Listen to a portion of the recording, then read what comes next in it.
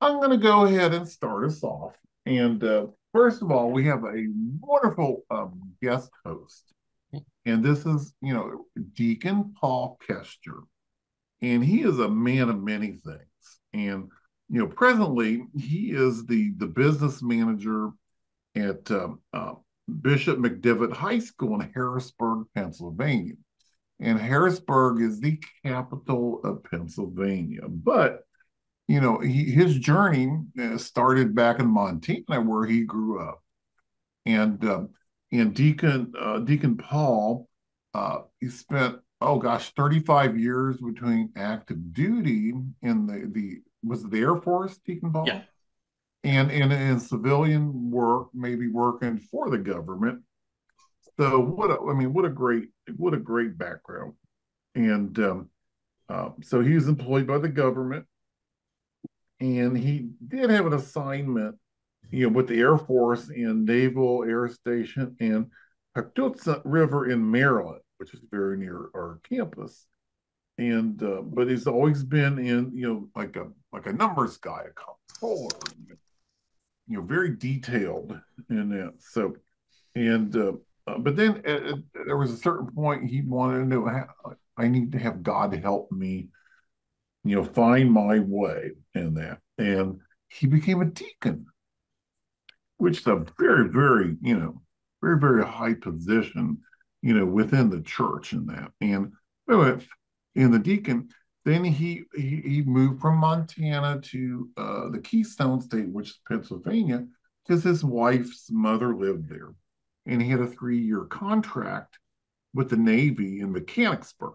And but that ended in September 23. And then he also graduated in 2023 from Divine Mercy University with his master's degree in psychology. Now, he did his best to go all the way through, but he had to sit out maybe, a semester or so.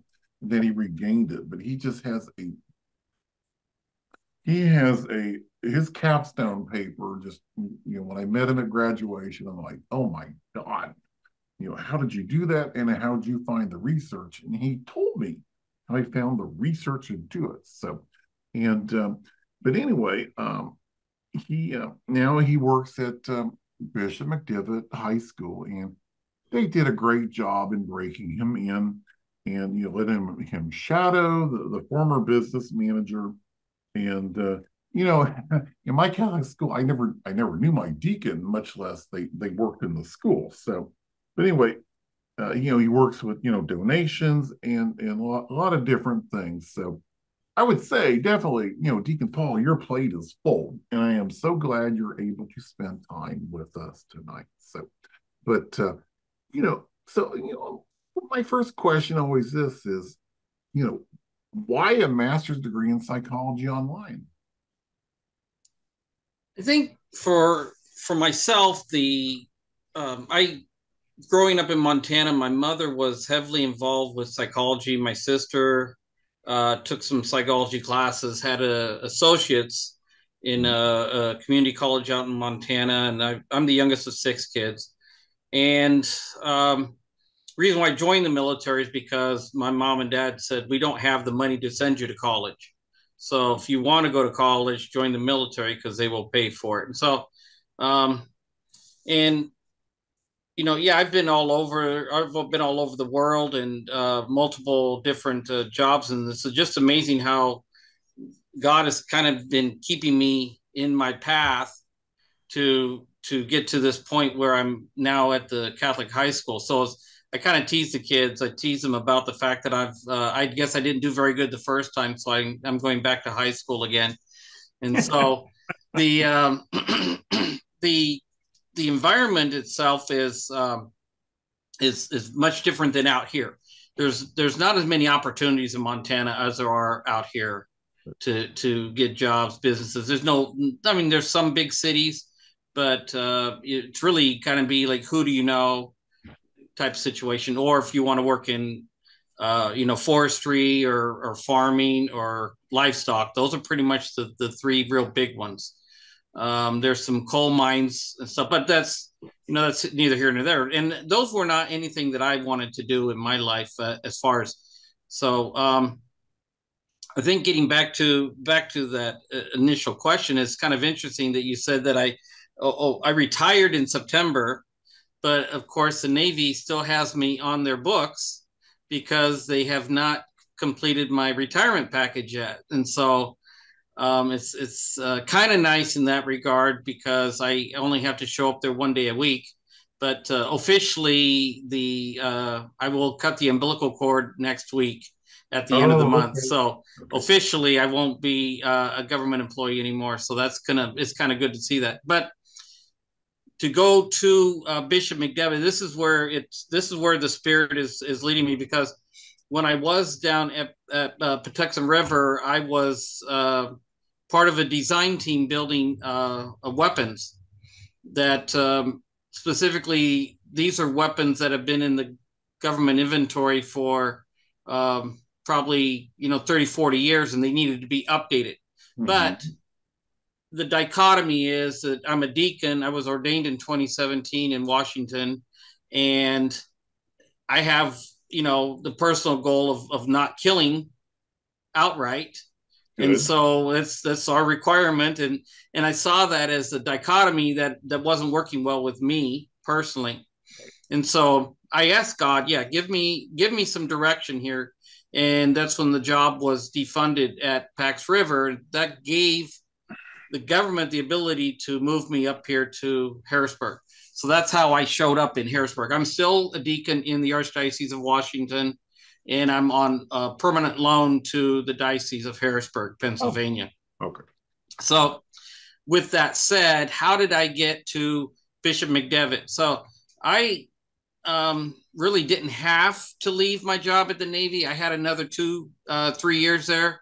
They had just extended my contract out, but the problem that I ran into is that the government was now telling me that they wanted me to go back to DC. And we've already established our house here, where I'm very fully involved in the community at the church, and we saw that wasn't good. So again, I went back to God. And I asked God to help me to move on.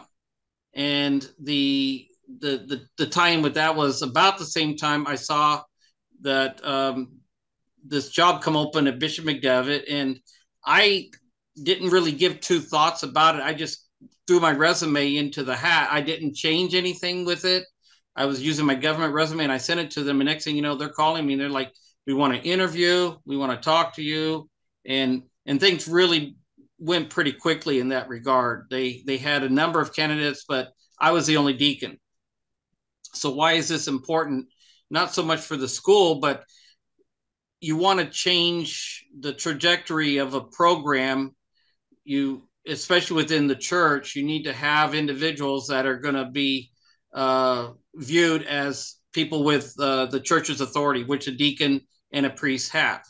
Mm-hmm. So when I was looking at this degree, my master's degree, I didn't know how God had a plan to use me with that degree at the time.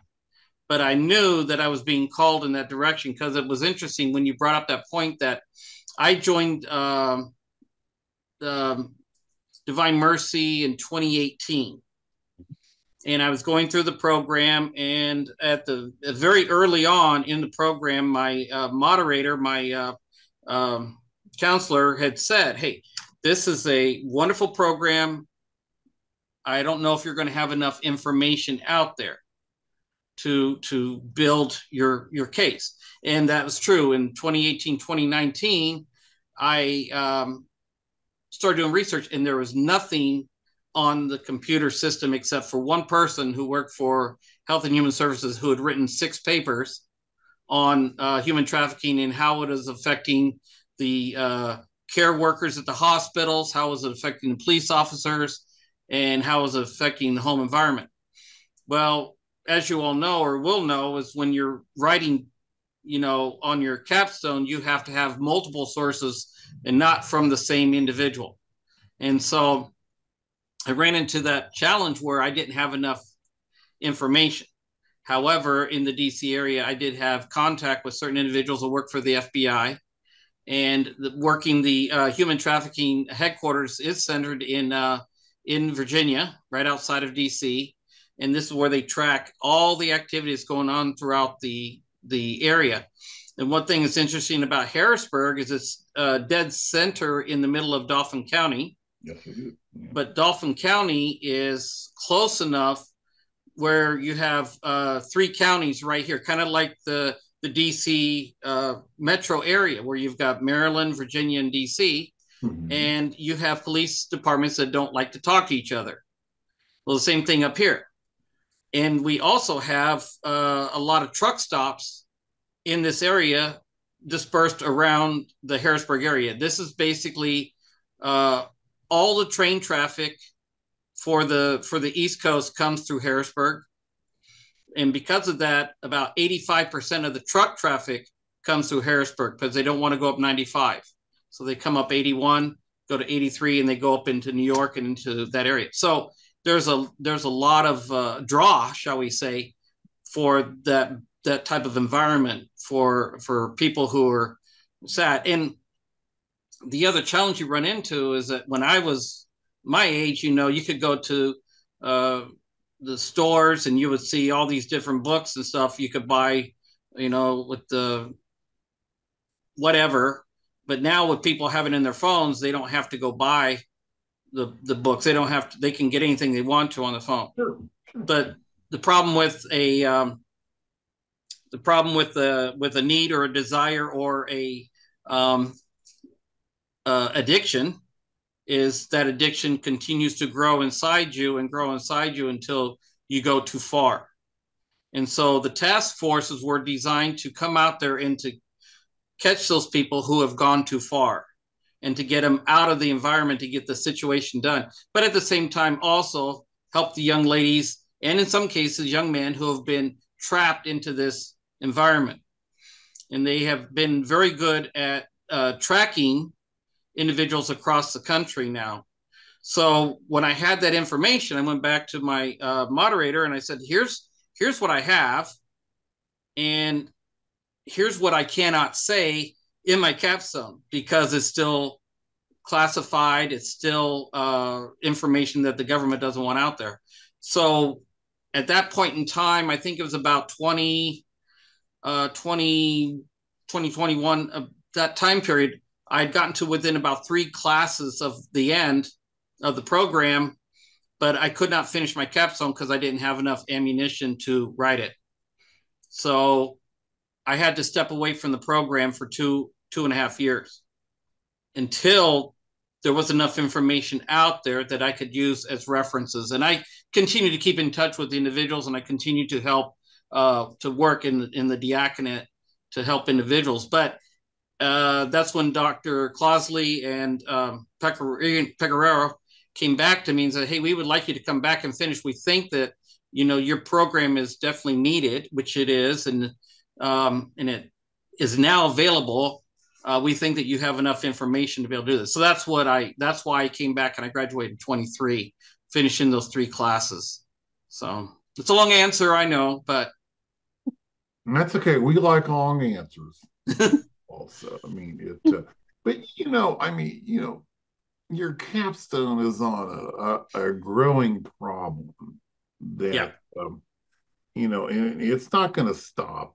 But it can be curtailed of sorts to where, stop it, slow it down. And and if you had to make a summation of, from your research, what would be the best ways for you and the community and society to curtail the human trafficking?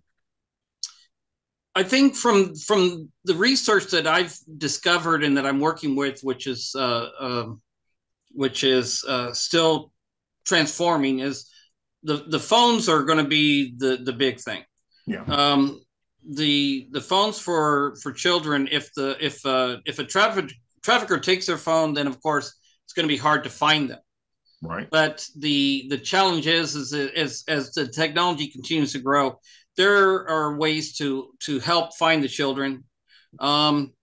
There's different programs throughout the country where we teach the the kids in school now to give different hand signals if they feel that they're inside a vehicle where they're threatened, Oh, to okay. do different hand signals to anybody who drives by so they can see Mhm. what they're doing. So it's good for us to know that. It's also good to be very aware of your environment. So whenever you're traveling with family or something, and you happen to go to a hotel or motel for the night, and you see activity at the end of the hallway that doesn't seem to be kosher, or like for instance, you see big guys out in the hallway, you see a lot of people coming and going. Those are the types of situations where you just need to pick up the phone and make a phone call to Right. the police, because the police do use a lot of entrapment type processes to catch individuals. Um, just around the corner from my house here in Harrisburg, there's it's an apartment that's been converted into a basically a call cell center, and the individuals, the police officers, are in there, and they're actually posing as young ladies or young men trying Mhm. to entice those visits. And um, I think the biggest challenge you're always going to run into is when you get a state that doesn't want to help make the law, uh, so that it protects the children. That's where you're running into problems. In this state, they're getting very aggressive about that. Texas is one of the most aggressive, because that's where a lot of the trafficking starts at, in Texas. And Texas. so, yeah, yeah, Well, because they're grabbing the migrants that are coming across the oh, border. They're kidnapping them, and or Mm-hmm. these are kids that the parents are working two, three jobs. Um, and I think that's part of the issue too, is that the fact that because of people want to have a good life, they lose their focus on the family, because they're so busy trying to make the money to survive in this environment that they can't do that. I think it's definitely has to build. They do have to build their families. They do definitely have to do that. Um, and focus on the fact, I mean, I grew up in an environment where, like I said, my parents couldn't afford to send me to college. My dad was working two jobs, but my mom was always there, uh, raising us. I'm not saying that they can do that now, but and you're already noticing it a little bit with some of the parents waiting until later on to have children. But my goal is thought process. When I always tell individuals who have kids, I said, make sure you keep that communication open with your own parents, or even with your aunts and uncles and everybody, to that, because then you always have that solid base of individuals that can come back and help you when you get into situations when you need somebody to watch the kids. I do see a lot of the children that are, especially in this area, the grandparents are actually taking care of the kids while the parents are going out working and making the money so they can get ahead. Um, it's there's a lot of different issues, directions you can go on, but the key is that is if you keep the focus of the family as your primary focus, and then at the same time you continue to grow in your relationship with Christ, and explain to the children why their relationship with Christ is so important. And I that's a good place to be in, I think, personally. my God, that is so it was so rich and well. And what you're doing and what you're writing about, Deacon Paul, is I would say you're hopefully we solved the problem, but you put a pretty big dent in it. Yeah.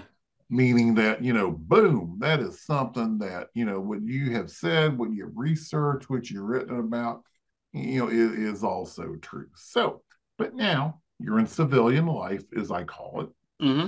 at the high school. And you mentioned that you now have now speak two languages, English and freshman. Yeah.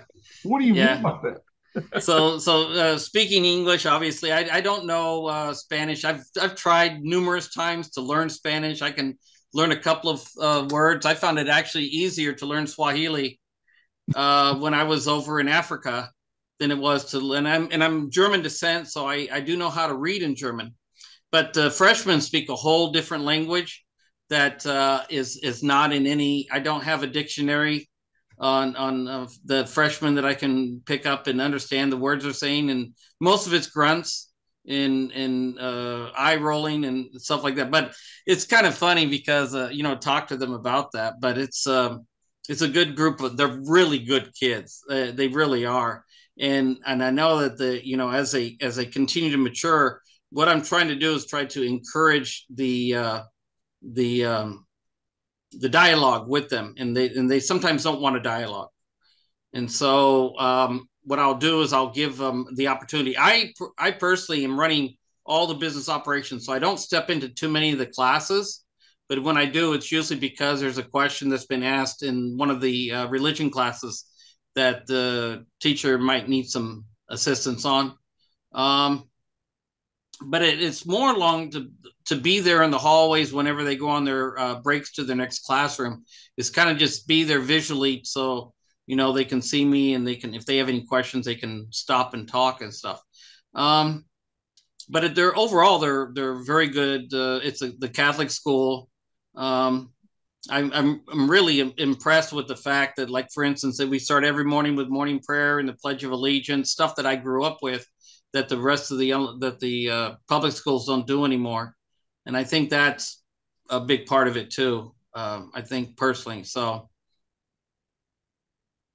But that was my guess. Deacon Paul, I don't know if your office is in the school, if you're in a portable on the property, but I knew you would be, mingling with the students, because I yeah, think you want to help them and see what is going on with them, because yeah, you can't help it. yeah. And I have a sign on my office. This is a safe space. Right. So if they want to come in and they want to talk, then they can come in and talk. And the principals all have it. The most of, I would say, I'm right next to the counselors, so I will see a lot of the kids coming back and forth to the counselors. Mm-hmm. And I have counselors that'll come and ask me questions, because almost none of the counselors are religious based. I only have one that's a sister. Really? The rest of them are all civilians that have been working.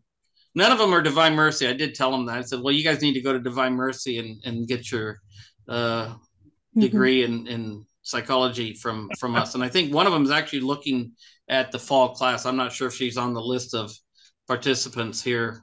I could look at the names maybe, but I'll find out tomorrow if she was able to get in. But I personally would say that the key focus here is to not give up, because even though I walked away from the program, it was the two instructors that reached out to me and I'm looking at the fact that from my bachelor's to my master's was almost 30 years. And I really had no desire or draw to go back to college. And it was tough. I'll give you that, because you have to stretch your mind in areas that you're sometimes aren't comfortable with. But it's very rewarding in that regard too, because now I have all those tools in my toolkit that I can engage with the children in their age appropriate discussions with them. And that's what I think is important with them. So your camera's on. Yeah, camera's on. Who are you talking to? The wife's there. That's outstanding, Deacon Paul. I mean, thank you, Deacon Paul. This is a webinar. It's very good. Divine Mercy. This is my little girl. You got the puppy. Oh, what a pretty puppy. So, but does anybody have any questions specific to Deacon Paul? You didn't hand her to me right. Your possible journey through the master's degree. On that, like. If not, I can get started. Evan. Okay. So, but anyway, so thank you, Deacon Paul, very much for your story and your journey. And boy, I just, it hits home with me. So, but now we're going to have Therese Mariscal, and she's going to tell you about a little bit more about the program Yeah. of the master's degree in psychology. So Mhm. let me make sure that I can share your screen here. Yes, I think I can. Just a brief introduction to myself. My name is Sharif Magsapak. I'm an admissions advisor for the Master's in Psychology and Counseling programs at DMU. I actually graduated with my Master's in Psychology the same time as Deacon Paul. We were in graduation together That's right. last May. So that's where I met him. Um, and my background actually is not in psychology. Double majored in engineering back in 2009. And then I was an engineer in the oil field for several years. I was a sister for many years after that. And then I worked at a parish for 6 years. And that's actually during the time when I was completing my master's. I was encountering a lot of families, a lot of children, a lot of teenagers that just wanted questions and answers. And I felt like as an engineer, I was way too logical and analytical for that. So I needed to soften my skills, add more soft skills to my repertoire. And I've always had DMU in the back of my mind. I heard about them back in a focus conference years ago. So happy to talk to you about the master's in psychology. But for now, I would love to see in chat what everyone is doing right now. What is your current occupation or what you're doing? We'll love to see a little bit, a better idea of what everyone's doing, if everyone can write that. Okay. So first, the Math of Psychology is 100% online, no GRE required. So go ahead and write down what in the chat.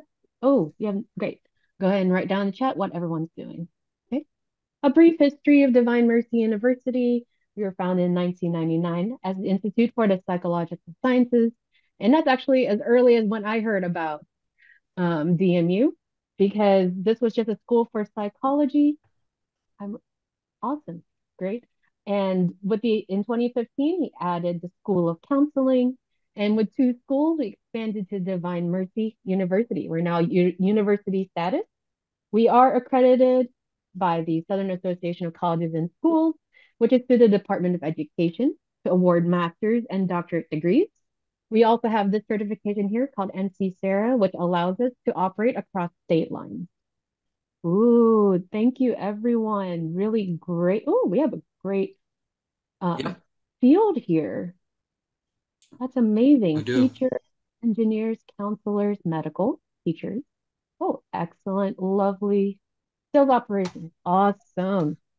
So this is Dr. Julia Clousley. As Deacon Paul mentioned before, she's amazing. She's really, really kind, really always willing to work with students, help out.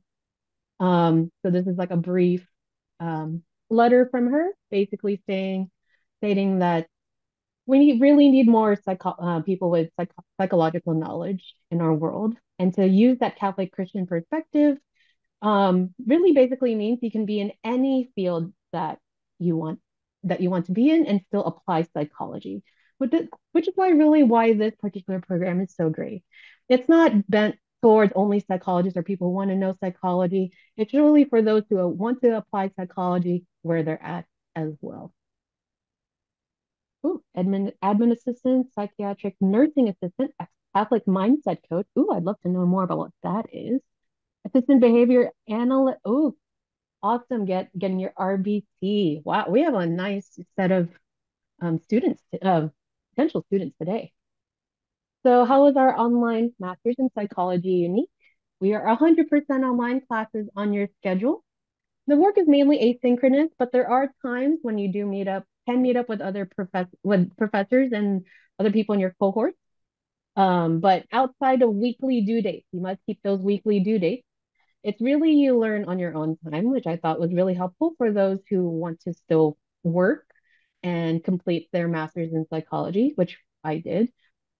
It is built on an integrative approach to psychology. So we have this textbook. You can even go to Amazon and Google this. Catholic Christian meta model of the person, the CCMMP.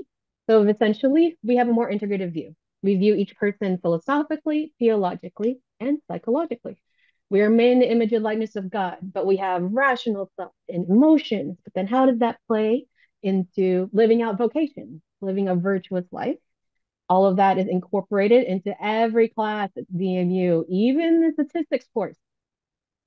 It's amazing. I had a great time learning all of that.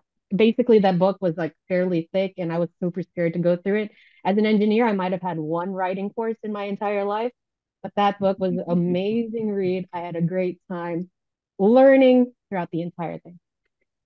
There are two completion options, 16 months versus 26 months. 16 months are for those that want to do the work full time. You're talking about 30 to 40 hours of work every week on average, and you can get a master's in just over a year. The 26-month option is really for the if you only want to take one class at a time, work through it on your, especially this works well for those who are working full time and just can only fit in one extra class. You're talking about an extra 15, 20 hours of work a week.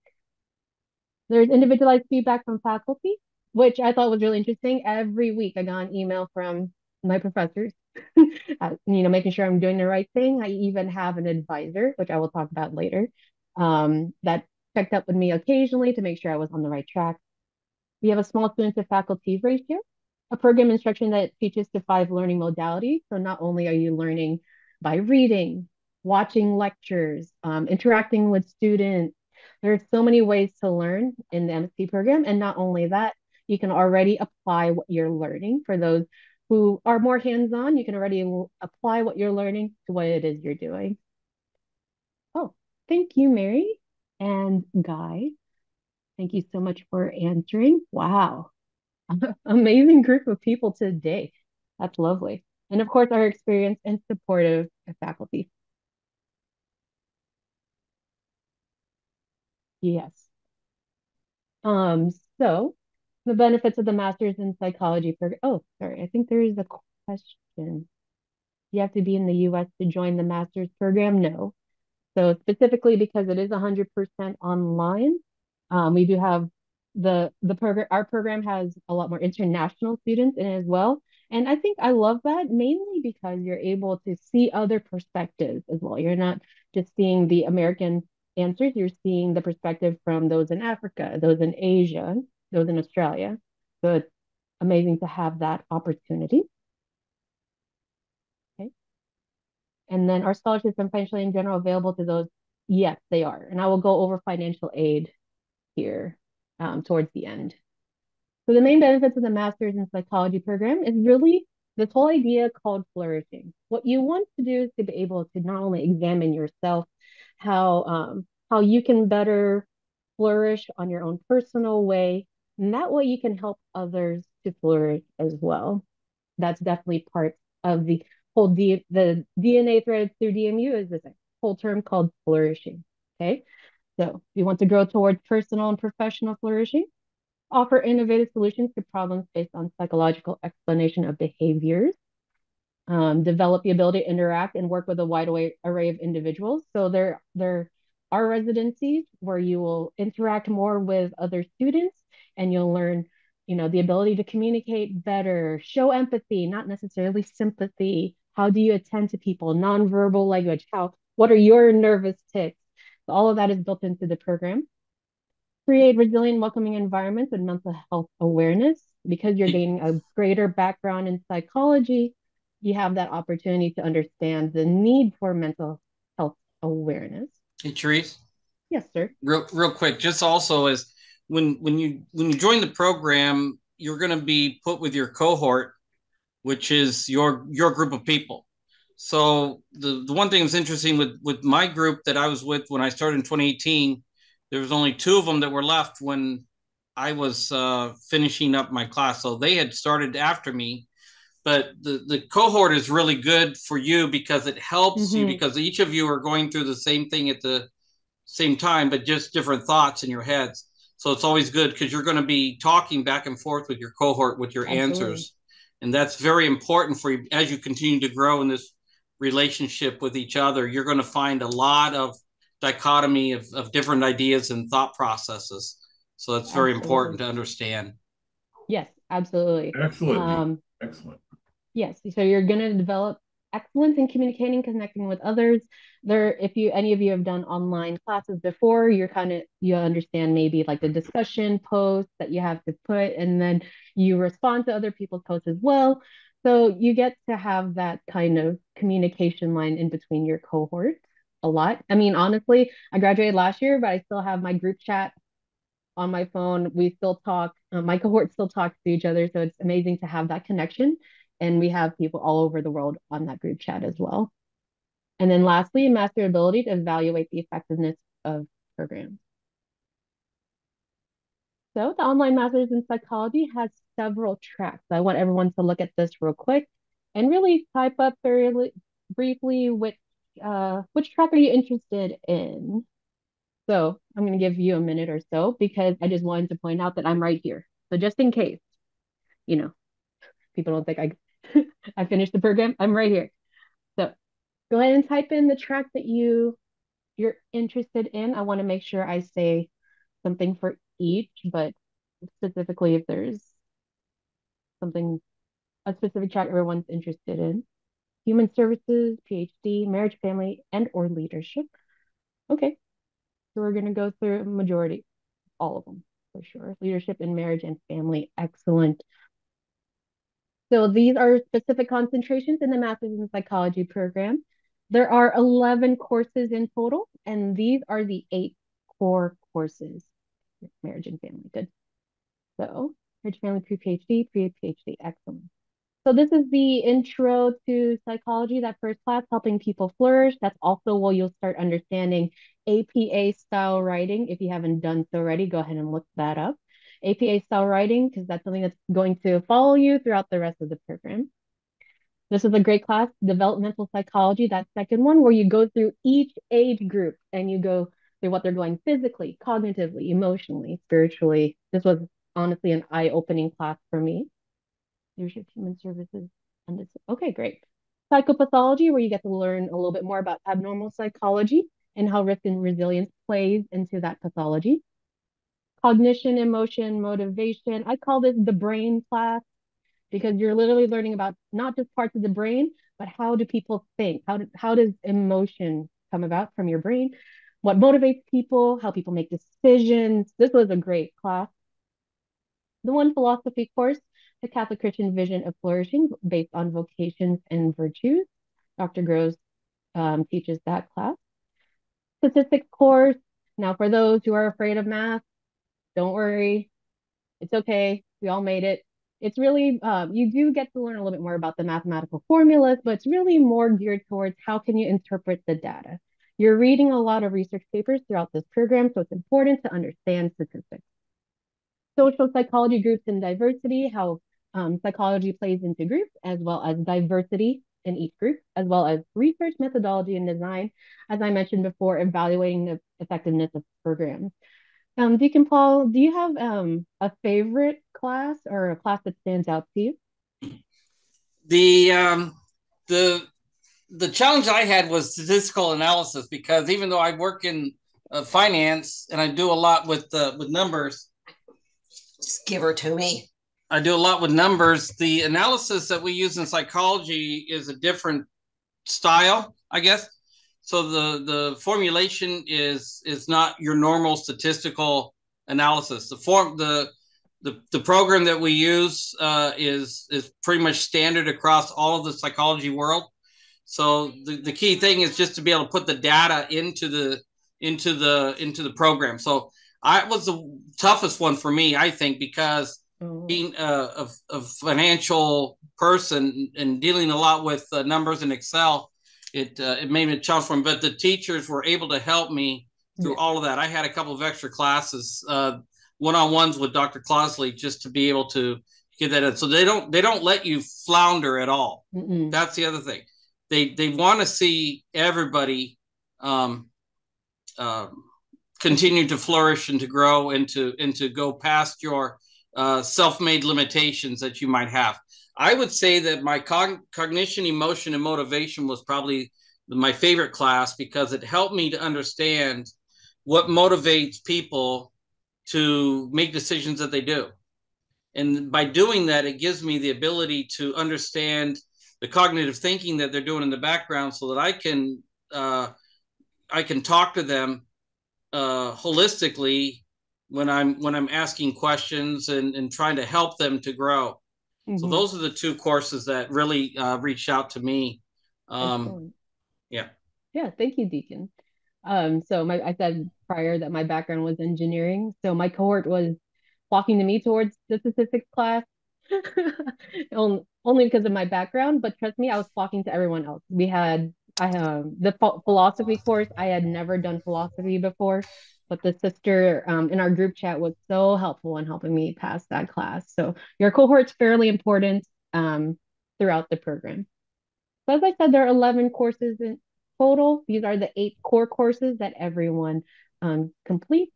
And then each track has those 3 elective hours to complete. So the marriage and family track, it prepares students to encourage couples and families towards flourishing in a variety of settings, such as marriage prep, marriage enrichment, relationship education programs, training mentor couples, etc. So these are the 3 main electives for this track. Catholic Christian marriage and human sexuality is more philosophy based, and the other 2 are focused more on the psychology of marriage and family. This is a small sample of career opportunities for those who complete the marriage and family track. So now you had to add business manager, high school business manager to that list of career opportunities. High school business manager. Yeah. Were you in marriage and family track, Deacon Paul?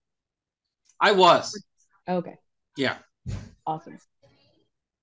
So the human services concentration, I consider this like the mini counseling courses. I took 2 of these courses.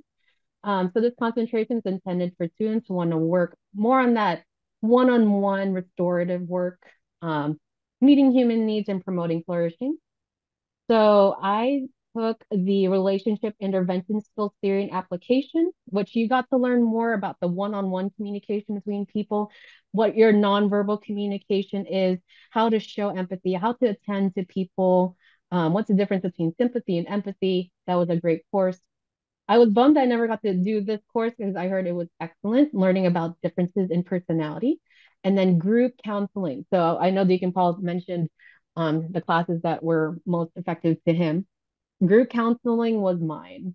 That was such a hard class. So as I mentioned before, I worked at a parish. I was the sacraments coordinator. So I was constantly working with large groups of people, small groups of people. I just really wanted to better my skills in facilitating and mediating conflict. So this was the course that challenged me the most, and it was amazing. I had a great time. Dr. Cusimano was basically the extroverted professor in a group of introverts. So it was actually a really great course, very challenging. So there are some career opportunities here. You can see on the bottom. The leadership track are for those who are responsible for leading people, programs, organizations. These are the 3 electives for the leadership program. I took, I believe, transformational leadership, where that was the course where you get to learn the kind of leader you are and how to be a leader for other people, groups and organizations as well, not just for other people. And these are career opportunities in this particular track. Now, for example, maybe you don't want to do all marriage and family. Maybe not all of that applies to the work that you're doing. Maybe not all of human services, maybe not all of leadership. A third of our students actually choose the self-design track. Now, the self-design track is really meant for those that want to choose their elective based on the 3 tracks that I had mentioned before. So you can choose one elective from each column. So I did relationship intervention skills, transformational leadership, and group counseling. So this is a little bit more flexible for those who are more interested in specific electives. Maybe something that's more effective for what you are currently doing. Now, I had a couple of people that mentioned pre-PhD, so I definitely want to mention that because it's slightly different from the other track. Now, as I mentioned before, there are 3 electives that you have to fulfill. 2 of those electives in the pre-PhD track will turn into writing courses because this particular track results in a master's thesis, meaning that you actually have to plan research, execute, write your master's thesis, and defend at the end of your master's in psychology. So this is a huge writing intensive track.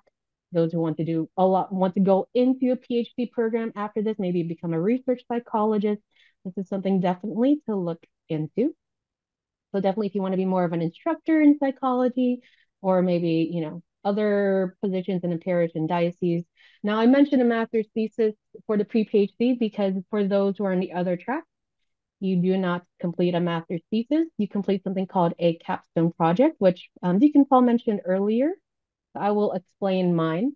A capstone project essentially is a project in which you're identifying a need, something that like you want to build a program or a workshop around something that's locally to you or something that you see that's a problem. Mine was I was a sacraments coordinator and I realized that if the kids won't care about First Communion, if the parents don't care. Historically, First Communion programs were geared towards kids.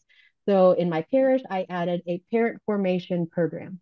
I researched developmental psychology, small group learning, all of that went into my capstone project, and I called it the Shepherds Program. So now there are small groups of parents accompanied by shepherds who are led throughout the entire First Communion program. So there's that discipleship, leadership aspect that was completely missing from my program. It wasn't just geared towards kids, parents needed help too.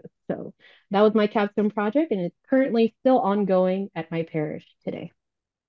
So you can definitely think of something, a capstone project that's needed in your area. Everybody can think of a capstone project. Then I will also explain the advisor aspect once I get to the faculty. But you will get help in understanding the research and all the psychological literature that's required as part of that capstone project. Thank you, Monica. Sorry, I think we've answered those. Okay, excellent. So now this is the bioethics track is something that's not as interchangeable. Bioethics track are for those who are constantly encountering those ethical issues, especially in the healthcare world. Through the National Catholic Bioethics Center, instead of those 3 extra courses, electives, you have 4 modules done under NCBC, more towards, Catholic healthcare, beginning of life, during life, and the end of life. This is a great new track that we just got, I think, last year, especially for those who work in the medical field. So for those of you, again, as I mentioned, if you've done online learning before, this is not new to you, but you get the ability to work anywhere, anytime. Again, we have international students from all over the world that complete this program. So the learning management system is called Canvas, and you're really able to access it anywhere. When I went on vacation, I would download the audiobooks. I would watch videos on my phone. I would, watch my professor on Zoom wherever I was in the world. So that gave you a lot more flexibility to complete the work. Continuous access to online platform anytime, um, different ways to learn, as well as the weekly, again, individualized feedback from professors. Hopefully everyone is following so far because I love to talk more about our faculty who are all experienced PhDs or PsyDs, which is the clinical psychology. This is us. This is our core faculty. And I had a class from every single professor here.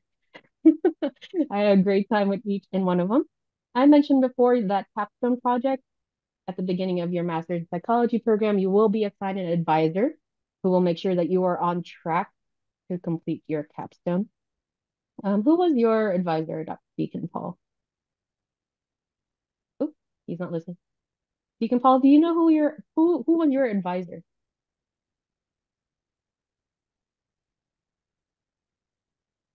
Oops, can't hear you. You're on mute.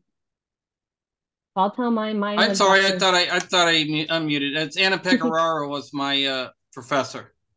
And was she good at guiding you throughout your capstone project? Oh yeah, your coursework.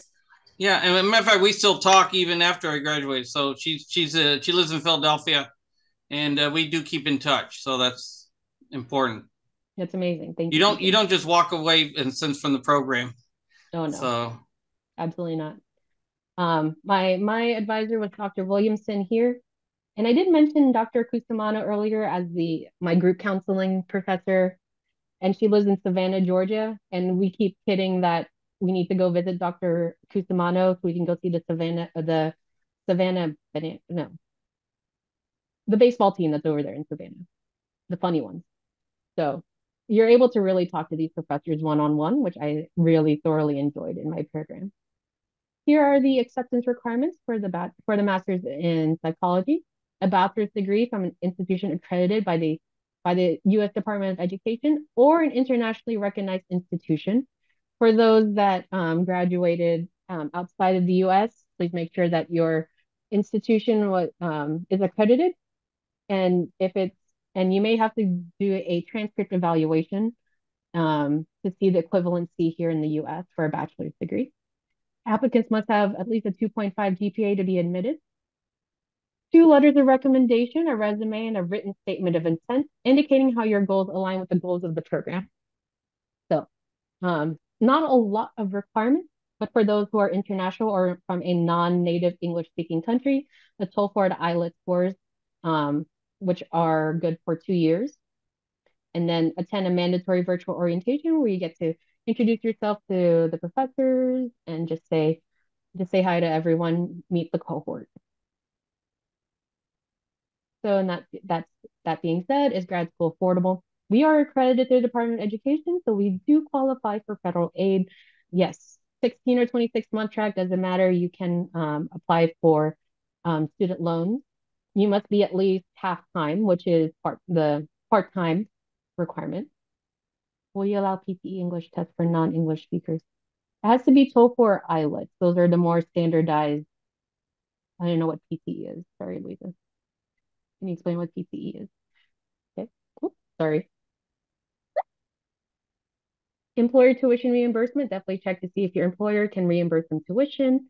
We have approved veterans funding for the GI Bill, and then scholarships and grants as well. For those who are still interested in applying for the summer start, which is May 21, I think. We still have an early admission scholarship available, but you have to apply by the end of the month. This is also a place where you can find out the merit scholarships, memorial scholarships, all those other scholarships. We have a great in-house program for that. For those who have private funds, can definitely use those. Parish diocesan support. Definitely, if you want to work in your diocese, you can contact the bishop. See maybe if you're going to work in the diocese after, maybe they can grant you some support. There are other agencies and organizations, a lot of nonprofit organizations that can match funds, and then cash plans. So this was super helpful for me as someone who was working full time. You're only charged for the classes you're about to take. So what I did was I requested to have monthly installments instead of have it all hit my wallet all at once. And that was just done through the school and it was interest free. So that was very helpful for me. And yes, Margot, we can set up a time to talk. No problem. And here you are, Margot. Here's the cost of the programs. Okay. So with 850 per credit, 33 credit hours because of the 11 courses. With the tech fee and the residency fee here, residency meaning it's a virtual residency, comes down to 28,850. There's a $55 application fee and the other fees associated, such as graduation is not a part of this, but books and resources are part of the tuition. So you don't have to worry about that. There is, again, that application fee, but we will talk about waiving that, getting you a code to waive that fee for coming in tonight. So part of the discussion with when she talks about the books, all the books are online. I'm a old school reader. So if I wanted the same book, I went and bought it out with my own money, which was minor in a sense, but I prefer to be able to highlight stuff, and so just be aware of that. When the books are available to you, they are available, and you can search them through Google pretty easily. But And also, I kept some of the books because I wanted to have the references later on when I can go back to it, especially for the theology classes in the family. So, Absolutely. Great. Yes, I actually had someone in my cohort that printed out all of the resources. So she had like huge binders of each class. Great, right? If you have that opportunity. But yes, as Deacon Paul said, the resources are all PDF online. There is a slight discount for those who want to do the 16-month completion track, about 25% off for like the first 4 classes. So that comes down to 25,500 for those who are 16 months. 26 months, 28,000. Yes. So this is now the time to write down any other questions you might have while we are here, because I would love for you to really ponder and think about if this is the right path for you. Will this, what are your goals? What do you want to complete? What do you see yourself doing in a few years after you complete this program? Definitely something to think about, because if this program helps you attain your goals, absolutely me and Joe would love to help you through the admissions process. Is the program scheduling requirements for successful completion workable with your schedule? Definitely that's important. I learned to compartmentalize and block out my time. My time was always Monday and Friday mornings to do all my work. Do the financial options discuss? Make the program seem affordable. Our university does something a little bit more unique. After you complete an application, we will help you get set up with a one-on-one meeting with financial aid to determine all possible scholarships and grants available to you. And definitely think about, can you commit to the successful completion of the program if accepted? We want you to complete the program, finish it, see it in all its glory. It was an amazing time, a great adventure. Is this school online? Or is there mandatory in-class sessions? No, it's all 100% online. 100% online. Are there any other questions on the Q&A? Please go ahead and do so. One thing I will note for sure is that this is a non-licensure degree. For those who do want the licensure to become a licensed therapist, I am also an admissions advisor for that. So I can also help you. And we can talk more on that on the side. I can send you my calendar. If I already have a master's, is it best to go? I was mainly looking into clinical counseling. Yes. So I will reach out to you, Dulce, so we can talk more about the counseling part. What master's do you have? But we can talk about that. Okay. What would be the best path program to become a clinical psychologist? If so we do have a doctorate in clinical psychology in person program at CMU. It's at our Virginia campus.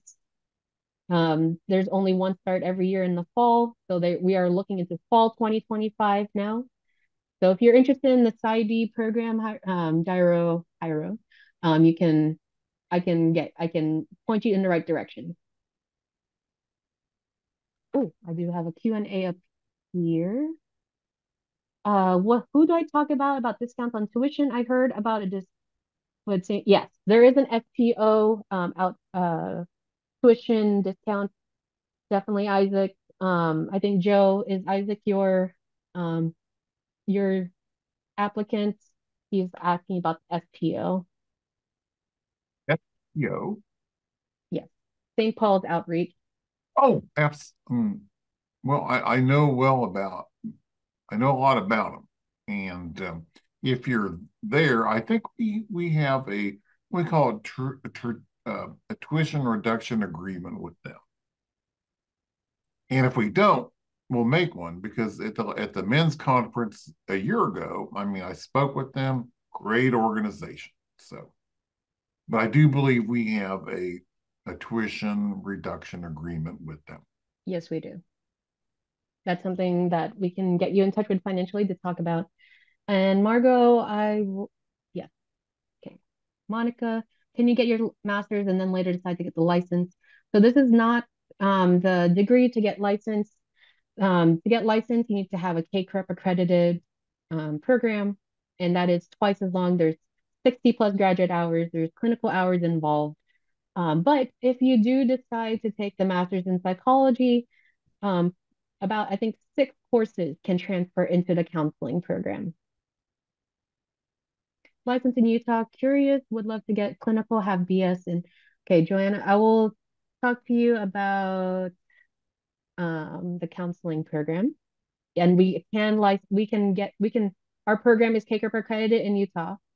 No problem. Ira, I will talk to you more about PsyD. I got you. Margot, excellent. Isaac, thank you. Carol, does any of these programs lead you to becoming a school psychologist? So the school psychologist part, no, because that's actually something that's particular to each state. Each state like for example, I'm in Texas. They require you to be a teacher for 2 years and have your clinical counseling degree, and then you can work as a school psychologist. That will just depend on each state. So this is not that kind of program that will lead you towards that. Okay, thank you, Joanna. Hi, Carol. Yes, California, great. Okay, thank you so much, Deacon Paul, for your time. Is there anything, just a quick last word to anyone here about the program? I would say that when you commit to the program, you're going to have different papers for each of the different programs classes. Definitely don't lose those, because they are going to help you to formulate your capstone. Each of those are little pieces of the puzzle that are put together to make your capstone a breeze to write. So you definitely want to do that. And I'm going to write your phone number down here while I have it, because I do want to talk to you about your Shepherd program. So I will. Yes. Anyone wants to talk to me about the coursework, the capstone project, definitely. You can feel free to email me. This is my phone number. Text me. Also, texting also works on this number. So. And she can also get a hold of me if anybody wants to have any questions about mine, my program. I'm working a lot with the Green Light program right now, which is a program that's getting started across the country to help out mostly mothers on how to help their kids to be safe in those different environments. So with that, I will let you guys go, and I appreciate you inviting me here today, and Godspeed to all of you as you join this program with us. Thanks, Joe. Thank you, Deacon Paul. Appreciate it. And, to all out there, if you're still, listening and, doing a master's degree beyond your bachelor's degree, it's a pretty big uptake. And you know what? Everyone can say it's too much money and this and that. You know what? Money's never the issue. It's the time you dedicate to putting into it. And absolutely, you can always make up the money, money. You can use that as an excuse if you want, but it's the time, dedication, and the scariest thing about going into a master's degree in anything, it's going to change you. Yes. And a lot of people, I don't like where I'm at in my life, but I want to stay where I'm at in my life. But it's going to change you, and when it changes you, it can help you change other people. So, absolutely. Yes, you're right. As I mentioned before, my background is not all in writing, but I realized that I loved what I was learning. And it did not feel like I was spending 15, 20 hours every week writing papers or reading research papers. Like I had a great time learning. I concur.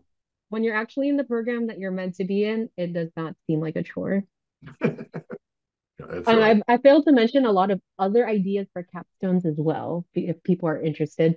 I saw one about a workshop for the elderly to help them to flourish even in their elderhood.